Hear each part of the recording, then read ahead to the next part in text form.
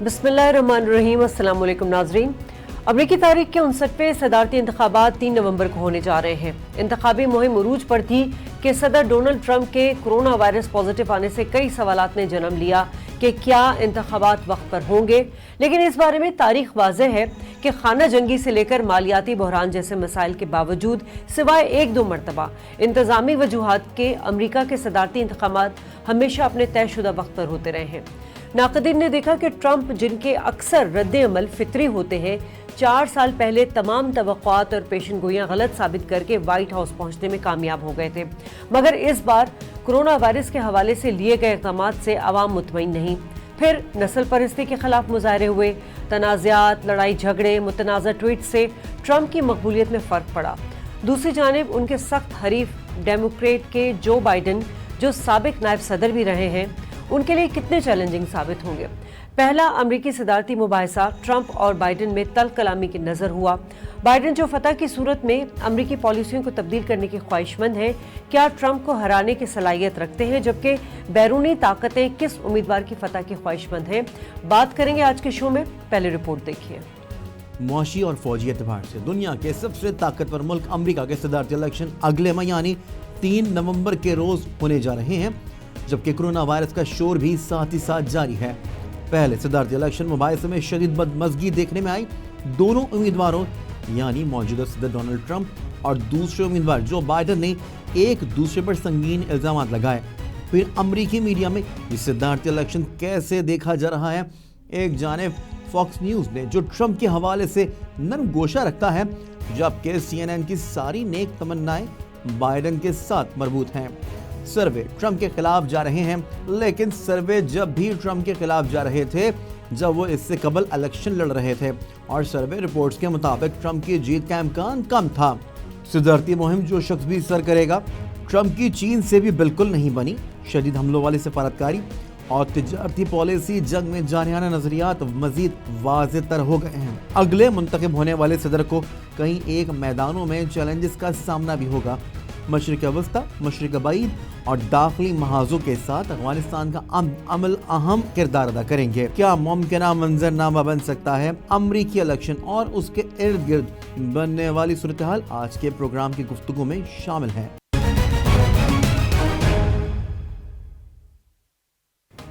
Welcome back नाज़रीन। Programme का बाकायदा आगाज़ करती हूँ और मेहमानों को तारुफ करा दूँ। इस वक्त तज़िया निगार मेरे साथ मौजूद हैं अब्दुल्ला गुल साहब ऑन कॉल।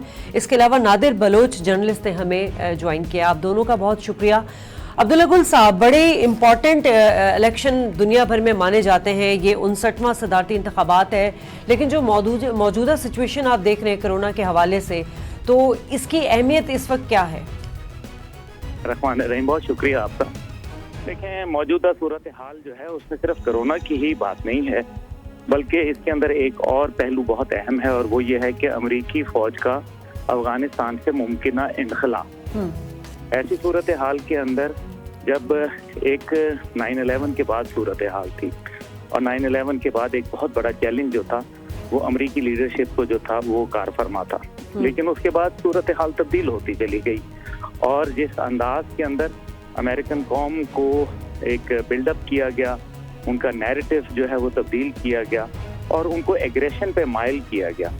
उसके बाद डोनाल्ड ट्रंप साहब जो है वो पहले सदर हैं उसके बाद। हालांकि प्रेसिडेंट ऑफ चेंज जो थे वो तो ओबामा साहब थे, लेकिन अपनी 2 टर्म्स में वो कोई खातिर खा चेंज न ला पाए, जिसके नतीजे के अंदर उनको वो पज़ीराई हासिल ना हो सकी जो उनसे उम्मीद की जाती थी। अब डोनाल्ड ट्रंप साहब जो थे उन्होंने अपना बड़ा वाज़ेह मौक़िफ़ इख्तियार किया था कि हम जो है वो आने वाले वक्तों के अंदर हम तब्दीली लाएंगे और हम अफगानिस्तान से, मशरिक़ वस्ता से और दीगर जगहों से इनखला करेंगे, यानी कि फौज की कटौती करेंगे। आपको याद होगा कि $5 बिलियन कट कर दिया था अमेरिकन आर्मी के रिसर्च एंड डेवलपमेंट फंड से ओबामा साहब ने। उसके बाद उनको बहुत क्रिटिसिज्म का शिकार होना पड़ा। लेकिन जब खास तौर पे सूरत हाल जब डोनाल्ड ट्रंप साहब के हवाले से देखी जाती है, तो जब वो सदारती उम्मीदवार के तौर पर सामने आए और उसके बाद जब इलेक्शन हुए, तो आपको पता है कि वो एक टेक्निकल वोट और एक पॉपुलैरिटी वोट, यानी कि एक अजीब ड्रामाबाजी जो थी, एक अजीब मज़ाक का खेज दास्तान जो थी वो सामने आई।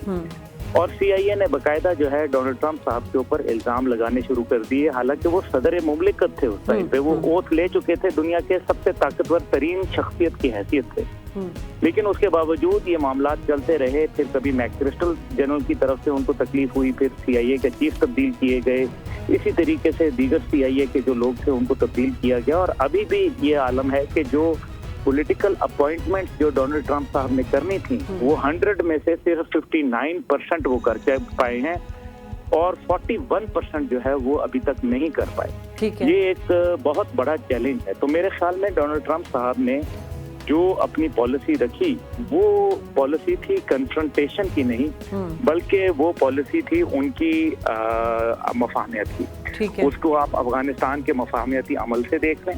हालांकि बहुत तनकीद का निशाना उठाना पड़ा, लेकिन उसके बाद नतीजा क्या निकला कि उन्होंने अपनी बात की लाज रखी। इसी तरीके से अल असद बेस के ऊपर जब ईरान पे उन्होंने हमला किया और अल असद बेस के ऊपर ईरान ने जवाबी कार्रवाई करते हुए मिसाइल तकरीबन 23 मिसाइल जो थे वो दागे, तो नतीजे में बहुत अमेरिकन फौजियों को नुकसान जानी भी हुआ, माली भी नुकसान हुआ। लेकिन उसके बावजूद हालांकि उनको बताए बगैर बाकायदा जो एक नेटो कह रहा हूँ सॉरी यूनाइटेड स्टेट्स फोर्सेस ने बाकायदा एक जो है वो बड़ा जहाज गैलेक्सी जो था उसको भिजवा दिया 342 सोल्जर्स के साथ।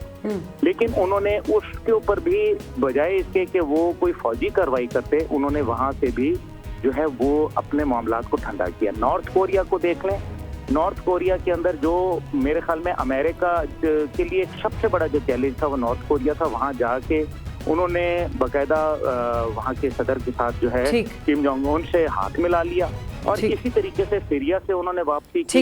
इसी तरीके से आप अब्दुल्ला साहब, आपने तो फौजी इनखला की बात की है, डिफेंस पॉलिसी की बात की है, इंटरनेशनल जो ताल्लुकात है उसके वाले से बात की है। नादिर साहब, मेरा सवाल ये है कि अगर हम 2015 नवंबर से ट्रंप के सफर को देखते हैं तो उस वक्त के ट्रंप में और आज के ट्रंप में एक फर्क ये आया है कि आवाम उनको जान चुकी है, दुनिया उनको पहचान चुकी है। नस्ली इम्तियाज हो गए, नस्ल तनाज़ात हो गए, लड़ाई झगड़ा हो गया, मुतनाज़ा ट्वीट्स हो गए। माजी में तो मेरा ख्याल है इसका फायदा हुआ होगा ट्रंप को, लेकिन इस बार जो इलेक्शन होने जा रहे हैं उनके इस एटीट्यूड से उनको फायदा होगा या नुकसान होगा? जी, आपने अच्छी निशानदेही की है कि वो एक अनप्रेडिक्टेबल इंसान है जो नाकाबिल यकीन है, उसके ऊपर आप कोई प्रेडिक्शन नहीं कर सकते कि ये शख्स कैसा है। आपने देख लिया कि वो सॉरी कि कितनी बड़ी यानी कि उन्होंने यू टर्न ली है अपनी बातों के ऊपर। खुद कोरोना वायरस से मुताल्लिक इतनी मज़ीदा खेज बातें की जिसके ऊपर आप इस वक्त देखें तकरीबन 2,10,000 से ज्यादा उस पॉलिसी कोरोना की नाक़िस पॉलिसी की वजह से अफराद अमरीकी जो शहरी हैं वो जाम भाग हो चुके हैं। और इस वक्त और माहिरीन ये कह रहे हैं नादिर साहब के जब इलेक्शन होंगे तो शायद ये फिगर 2 लाख तक पहुंच जाएगा। जी जी बिल्कुल 2 लाख। अब ये देखें कि आप इस वक्त जितनी भी इस इलेक्शन कैंपेन का महवर मरकज बना हुआ है वो कोरोना वायरस की पॉलिसी से मुताल्लिक है। वो अस्पताल से डिस्चार्ज होते हैं तो अपना जो मास्क है वो उतार देते हैं। इस रियासत का सरबराह जो है वो बिल्कुल गैर संजीदा नजर आता है। और उसके ऊपर अब दूसरी डिबेट जो होने जा रही है, लेकिन उससे पहले जो पिछली डिबेट हुई है अपना सदारती डिबेट, उसमें देखें कि खुद जो बाइडन जो है वो तकरीबन 14 पॉइंट से उसके ऊपर लीड कर रहा है और ये इस वक्त 39 पे खड़ा है, जबकि वो 53 पे चला गया है। तो अब दूसरी डिबेट जो है वो बड़ी इंपॉर्टेंट होगी और ये फैसला करेगी कि अमेरिकी जो है इसके ऊपर ट्रंप को यकीन करते हैं या ट्रंप को दोबारा चुनते हैं या नहीं चुनते। तो कभी इम्कान तो यही कि जो बाइडन जो है वो इस वक्त फेवरेट जा रही है, लेकिन आगे सेहूनी लॉबी क्या करती है, सेहूनी लॉबी किसको सपोर्ट करती है, ये भी बहुत वेरी करता है। ठीक है। अच्छा, ये भी बताइएगा अब्दुल्ला साहब कि इस वक्त हम अगर उनके सख्त हरीफ जो है वो जो बाइडन ही है और उनका सियासी करियर जो है एज़ कम्पेयर टू ट्रंप ये बहुत अच्छा रहा है। उन्होंने 1970s से जो है अपने सियासत का आगाज़ किया, 3 बार सदारती अटेम्प्ट कर चुके हैं एज ए कैंडिडेट। इस बार कितने स्ट्रॉन्ग हरीफ हैं वो? देखिए, जहाँ तक बात की नादिर बलोच साहब ने बिल्कुल दुरुस्त कहा कि वो एक बहुत स्ट्रॉन्ग कैंडिडेट के तौर पर उभरे हैं, लेकिन ये ज़रूर भूलना नहीं चाहिए हमें कि ट्रंप जो है वो एक बिजनेसमैन है। और पहले भी हिलरी क्लिंटन जो थी उनकी बहुत मजबूती थी, लेकिन फिर डोनाल्ड ट्रंप जो है वो आखिर मैदान में आए। और ये भी हमें ज़रूर इसके ऊपर गौर करना चाहिए कि बिजनेसमैन जो है उसने अपने कुछ कार्ड संभाल के रखे होते हैं। और मैं समझता हूँ कि अभी अफगानिस्तान से मुकम्मल इनखला का जो अंदिया है वो आने को है। ये एक बहुत बड़ी मेरे ख्याल में एक ट्रम्प कार्ड जो है वो उनके पास मौजूद है, जिसको वो खेलेंगे। जाहिर है जो बाइडन के लिए तो वो छोड़ के नहीं जाएंगे ये तमाम तरकाविश। लेकिन ये भी नहीं भूलिए कि खारजा उमूर में जो बाइडन का काफी एक्सपीरियंस है और काफी डिकेड्स है उनका। देखें, बिल्कुल इसमें दूसरी राय नहीं है, लेकिन ये भी याद रखना चाहिए कि सऊदी अरब से एक मिलने वाली बहुत खतीर रकम जो है वो भी डोनाल्ड ट्रंप ही लेके आए थे। हमें ये भी नहीं भूलना चाहिए कि इसराइल के साथ जो मुआहदात थे और जो दुनिया में एक दूसरे के साथ अब उनकी दोस्ती करवाई जा रही है, चाहे वो जोरी करवाई जा रही है या जबरदस्ती, लेकिन करवाई तो जा रही है। मशरक़ वुस्ता के अंदर जो है वो सूरत को इसराइल के हक में मोड़ना, इसराइल के साथ डील ऑफ द सेंचुरी करवाना ये बड़ी बात है, अचीवमेंट है ये। तो अब के मैप को बिल्कुल गूगल से खत्म कर देना, ये वो तमाम कामयाबियां हैं जिसको यहूदी जो है वो शदीद सपोर्ट करेंगे। और यहूदी जो है वो एक बहुत बड़ी उनकी जो है अमेरिकन कैसे इसको देख रहे हैं, अमेरिकन कैसे इस चीज को देख रहे हैं? क्योंकि एक तरफ कोरोना की सारी पॉलिसी जो है, इकदामात जो है वो उससे मुतासर नहीं है, अवाम वहाँ की वो सेटिस्फाइड नहीं है। दूसरा आपने बात की अनप्रेडिक्टेबल है बहुत ज्यादा, ये 4 साल का जो उनका टेन्योर है, अब अवाम उनको उसको किस तरह देख रहे हैं? लेकिन जहाँ तक अवाम का टेन्योर का ताल्लुक है, अवाम उनको ये देख रहे हैं कि सोशल सिक्योरिटी के सेक्टर में जहाँ बहुत ज्यादा बुराई चली गई थी वहाँ निस्बतन कुछ बेहतरी आई है, और सोशल सिक्योरिटी पे पूरा अमेरिका सोशल सिक्योरिटी को मानता है। फिर इसी तरीके से जो रेड नेक अमेरिकन जिनको कहा जाता है वो बहुत मजबूत है वहाँ, और वो डोनाल्ड ट्रंप जो हैं उनके बहुत फेवरेट्स में से हैं। तीसरी चीज ये है कि एक इलेक्शन के अंदर आप इंटरनेशनल फोर्सेस का किरदार देखेंगी, खास तौर पे इजराइल का और अरब वर्ल्ड का। तो जाहिर है डोनाल्ड ट्रंप के साथ जैरेड कुशनेर वगैरह जो उनके दामाद हैं वो एक अहम किरदार अदा कर रहे हैं, और पूरी अरब दुनिया की जो इस टाइम पे हमायत है वो डोनाल्ड ट्रंप साहब के पास है, मौजूद है। इसी तरीके से लोग ये भी देख रहे हैं कि जो जॉर्ज बुश जूनियर की जो पॉलिसीज थी और ओबामा साहब की, उनको उन्होंने रिवर्स किया है। तो जो उनकी एक किस्म की खारजा पॉलिसियों के ऊपर आप इस अंदाज में वो ये नहीं कह सकते कि वो एग्रेसिव पॉलिसीज थी और माजी के अंदर जो थी वो नॉन एग्रेसिव थी। मेरे ख्याल में उन्होंने बड़ा एग्रेसिवली इस चीज को खेला है, और साथ ही साथ जो बाइडन भी ये बात कहने पे मजबूर हो गए हैं कि अफगानिस्तान से इनखला जो है वो तो उनकी भी प्रायोरिटी होगी, यानी कि वो तो उसको सपोर्ट कर रहे हैं डोनाल्ड ट्रंप के बयानिए को। तो जहां तक कोविड का ताल्लुक है, ये एक बहुत बड़ा मेरे ख्याल में फैक्टर है जो इलेक्शन के अंदर अपना एक अहम किरदार अदा करेगा। लेकिन साथ ही साथ ये है कि आप डोनाल्ड ट्रंप से अभी सरप्राइज आपको मिलेगा। 4 दिन तक आपको याद होगा कि वो नामजदगी के लिए मामलात चलते रहे व्हाइट हाउस के अंदर और नए प्रेसिडेंट को नामजद नहीं कर रहे थे। नतीजा ये निकला कि जिस दिन यूएई के साथ उन्होंने हाथ मिलाया, उससे अगले दिन जो है उनको प्रेसिडेंट के तौर पर सदारती उम्मीदवार के तौर पर खड़ा कर दिया गया। इसको हमें बिल्कुल नजरअंदाज नहीं किया जा सकता। नादिर साहब, ये जो अब्दुल्ला साहब ने बात की, आप उससे सेकंड कर रहे हैं कि ट्रंप की पॉलिसियों से कौमी मिजाज उनके फेवर में जाएगा?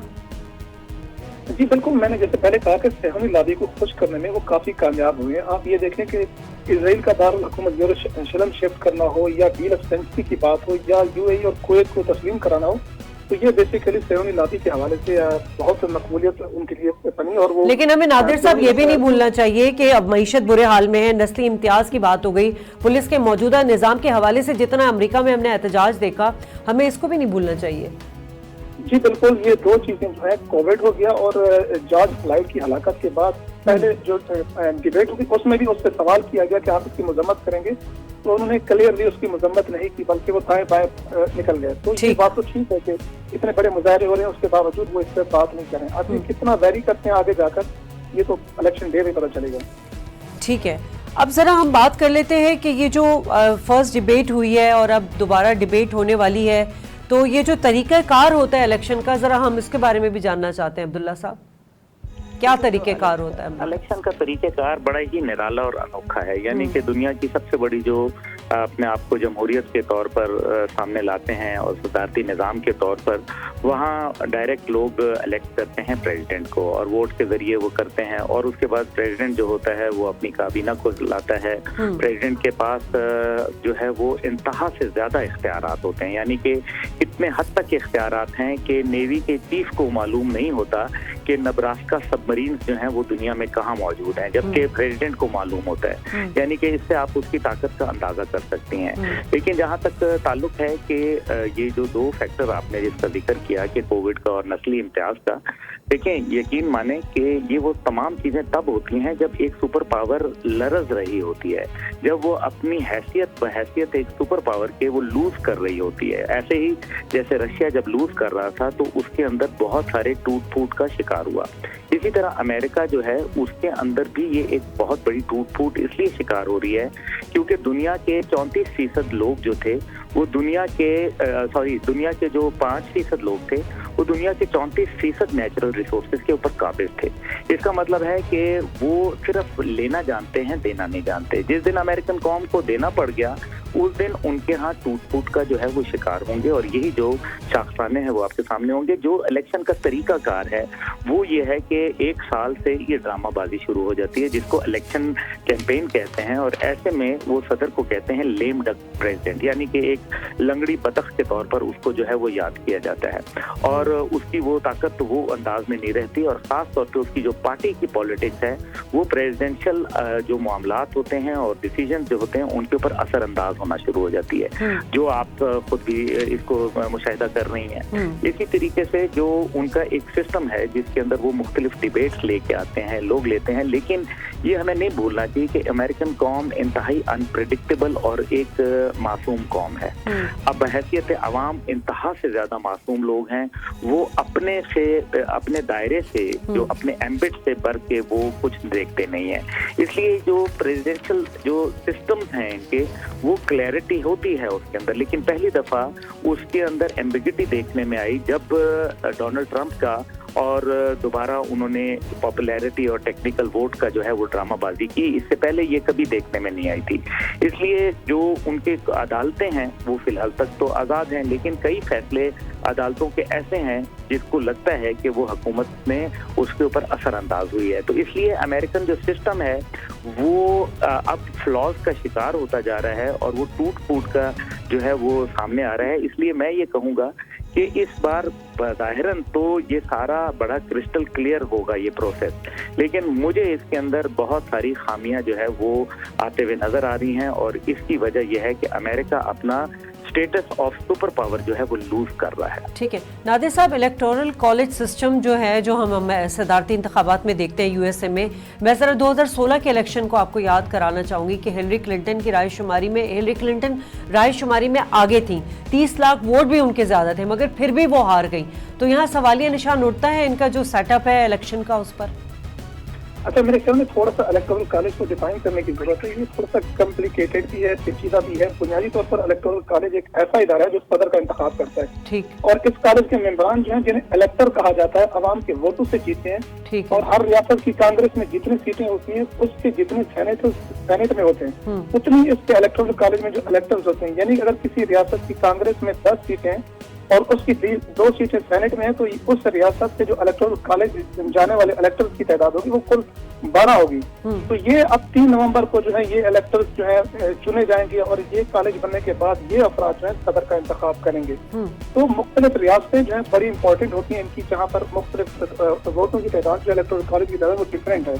तो इसलिए आम बंदे को, आम फर्द को इसको समझना बड़ा मुश्किल होता है। ये थोड़ा दकीक और पेचीदा उन्होंने सिस्टम रखा है। तो इसलिए पहले हम कोई भी प्रेडिक्ट नहीं कर सकते कि कौन सी रियासत में क्या सूरत हाल है। पिछली दफा भी जब हमने देखा कि इनके अभी भी यही हाल है कि जो बाइडेन जो है रायशुमारी में ट्रंप से आगे है, 50% मकबूलियत उनकी है और 10% भी बरतरी हासिल है ट्रंप से जो बाइडेन। देखें जी, अगर 2015 के आप इलेक्शन में देखें तो जो पहली डिबेट हुई थी उसमें हिलरी क्लिंटन 42.8 थी और ट्रंप साहब 40 पे थे। दूसरी डिबेट में हम देखते हैं कि हिलरी 44 पे थी और ट्रंप साहब जो थे वो 40 पे थे। और तीसरी डिबेट में हिलरी 45 पे थी और ये 45 के डिफरेंस के बावजूद हमने देखा कि ट्रंप साहब जीत गए थे। तो इसलिए इसको आप मतलब कुछ प्रेडिक्शन दे नहीं सकते कि आप आगे क्या होने जा रहे हैं। मुख्तलिफ रियासतों में जो है मुख्तलिफ इनके वो इलेक्टर्स होते हैं, इलेक्टोरल कॉलेज डिफरेंट है इनका, कहीं पे 12 सीटें हैं, कहीं पे कितनी सीटें हैं, तो शायद इक्वल नहीं है जिस तरह हमारे यहाँ सेनेट के इलेक्टर्स चुने जाते हैं। ठीक है अब्दुल्ला साहब, ब्रेक लूंगी मैं, ब्रेक के बाद आऊंगी तो वो कुछ बैटल ग्राउंड स्टेट्स के बारे में बात करेंगे, कंपटीशन कहां पर किस तरह होगा और कौन सा कैंडिडेट जो है वो पावरफुल है। ब्रेक लेते हैं नाज़रीन।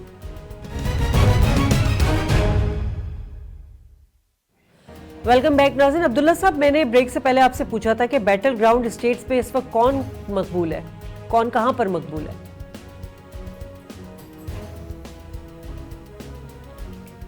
अब्दुल्ला साहब, आपको आवाज आ रही है? अब्दुल्ला साहब से रब्ता मुनक़ता हो गया। नादिर साहब, हम बैटल ग्राउंड स्टेट्स बड़ा अहमियत का हामिल होता है, इस वक्त कौन कहां पर मकबूल नजर आ रहा है आपको?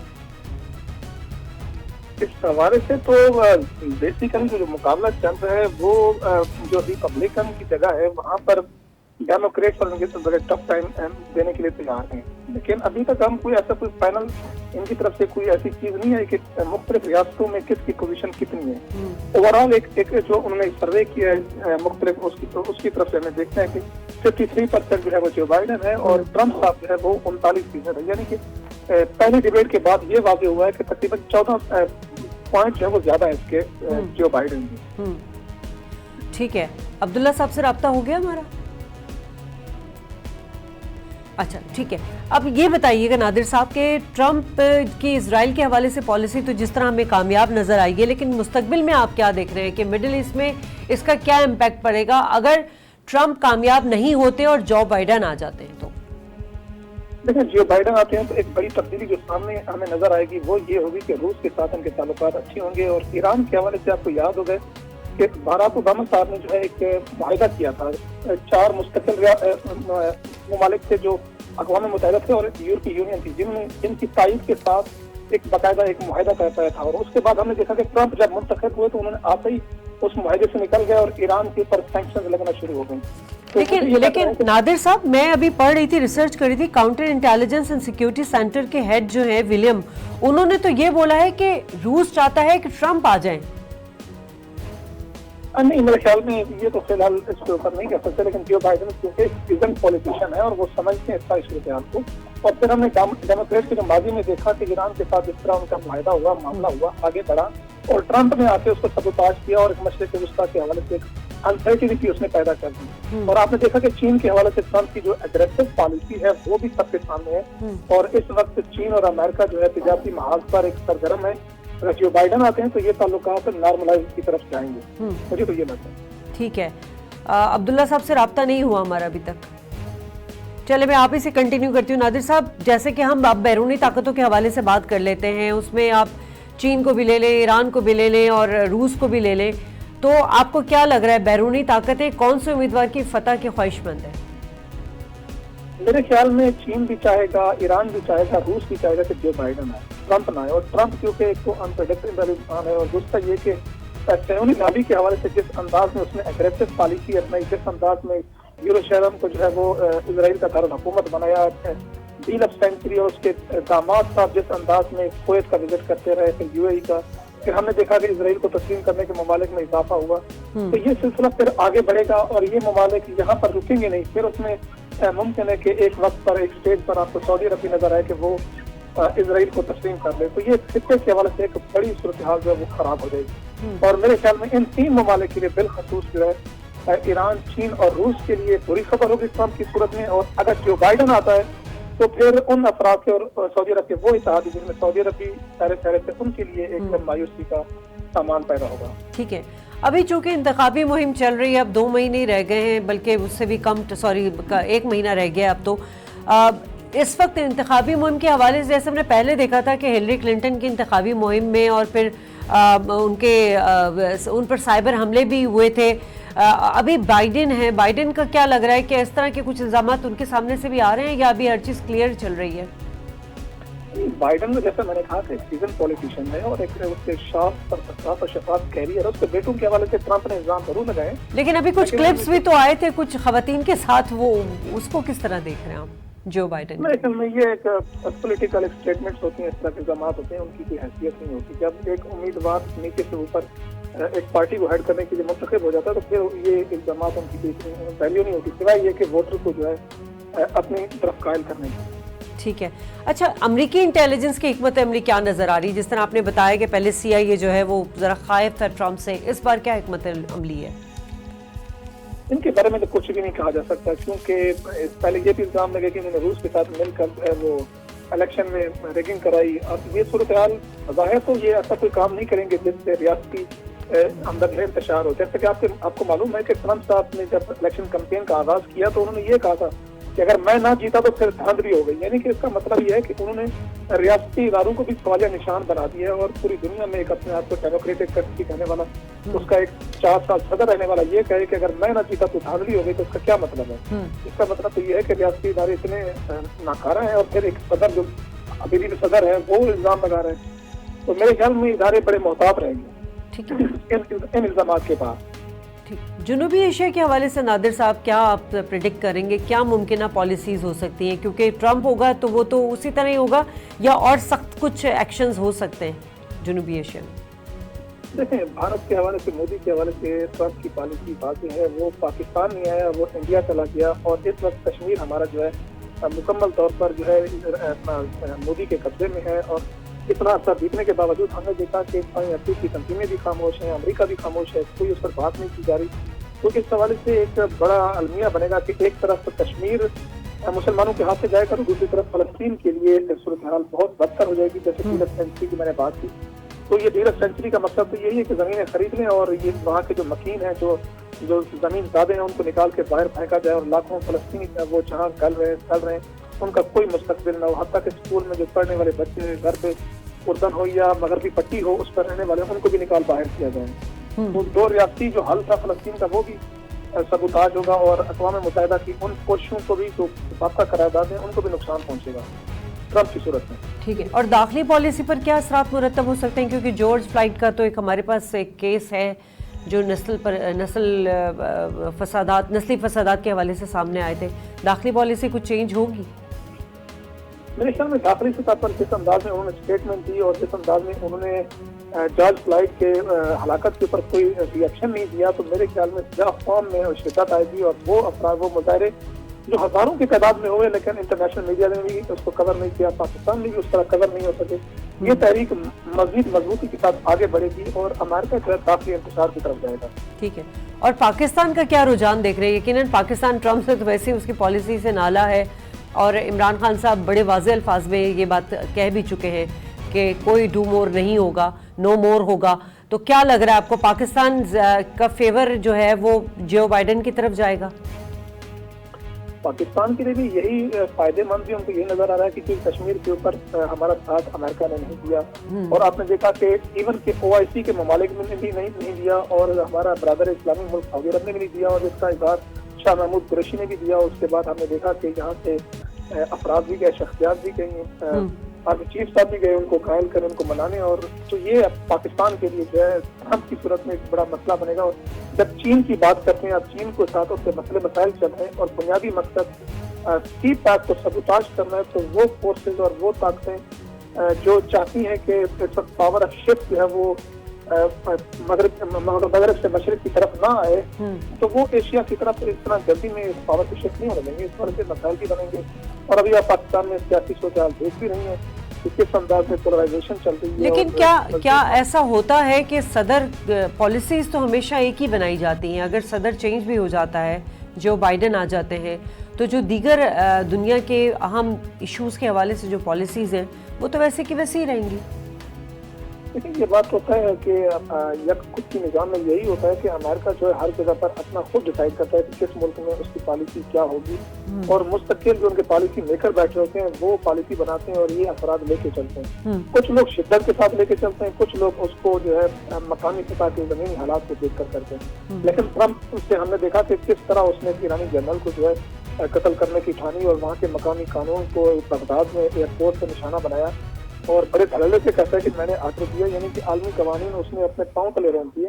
और वो 4 मुस्तकिल जो ममालिक जिनने ईरान के साथ डील की थी उससे भी आराम से निकल गया, जबकि उसमें लिखा हुआ है कि कोई भी मुल्क निकलेगा तो ये ममालिक जो जमानत किरदार अदा करेंगे। लेकिन हमने देखा कि जर्मनी भी चुप रहा, फ्रांस भी चुप रहा, सिवाय चीन और रूस के बोलने के बरतानिया भी चुप रहा। तो इससे तो लगता है ना कि ये कि हाकिश ये रिपब्लिकन है, ये बड़े मुतशद्दिद मिजाज के लोग हैं और उसी तशद्दुद के साथ अपनी पॉलिसी को एग्रेसिव अंदाज में लेकर चलते हैं। ठीक है। अच्छा, टर्की और ईरान के हवाले से भी बात बताइएगा कि ईरान की बात कर लेते हैं कि ईरान हमेशा से जो है ना एक टफ टाइम देता रहा है अमेरिका को। हमने देखा ओबामा ने उनके साथ जो है कुर्बत कायम की थी, जबकि ट्रंप ने आके दूरी इख्तियार की, इक्तिसादी पाबंदियाँ लगाई गई। ऐसी कंडीशन में ईरान क्या चाहता है? यकीनन ईरान में जो बाइडेन को ही चाहता होगा, लेकिन ट्रंप आ जाएगा तो क्या और पाबंदियां सख्त हो जाएंगी? कोई सख्त एक्शन लेगा? अब मेरे ख्याल में अब कोई ऐसी ईरान पर पाबंदी रह नहीं गई जो लगानी हो। इतनी माशी सख्त पाबंदियों में जकड़ा हुआ है, वो डॉलर में ट्रेड नहीं कर सकता, उससे कोई तेल खरीद नहीं सकता। इस तमाम सूरत हाल के बावजूद ईरान के लिए तो अब कोई नई पाबंदियां उनके लिए मानी भी नहीं रखती। और इस वक्त वहाँ पर इन पाबंदियों की वजह से इन्फ्लेशन रेट जो है वो बहुत हाई हो चुका है। टर्की की बात करें तो टर्की के भी इस रीजनल पॉलिसी की वजह से उनके भी हालात और माशी सूरत हाल वो खराब हो रही है। खुद सऊदी अरब की कंपनीज और वो भी वहाँ से हाथ उठा रहे हैं, तो ये दोनों ममालिक के लिए मसाइल बनेंगे। और इस वक्त जो मशरिक वस्ता में पावर गेन की बात हो रही है कि किसका कितना असर रसूख हो, तो तुर्की जो है एक नया कैरेक्टर बन के सामने है और वो अपना इन्फ्लुएंस बढ़ा रहा है, चाहे आप उसको लीबिया में देखें, चाहे आप उसको दीगर ममालिक में देखें। ठीक है, चलें, बहुत बहुत शुक्रिया आपका अब्दुल्ला साहब, नादिर साहब, आपका बहुत शुक्रिया। नाज़रीन, प्रोग्राम का वक्त ख़त्म करूंगी। नाज़रीन, अमेरिका के इंतखाबात नहायत अहमियत के हामिल होते हैं, क्योंकि अमरीकी पॉलिसी जो है वो दुनिया के हर ममालिक में मुआशरती तौर पर, मुआशी तौर पर और सियासी तौर पर असरअंदाज होती है। इजाज़त चाहती हूँ, अल्लाह ने के बाद।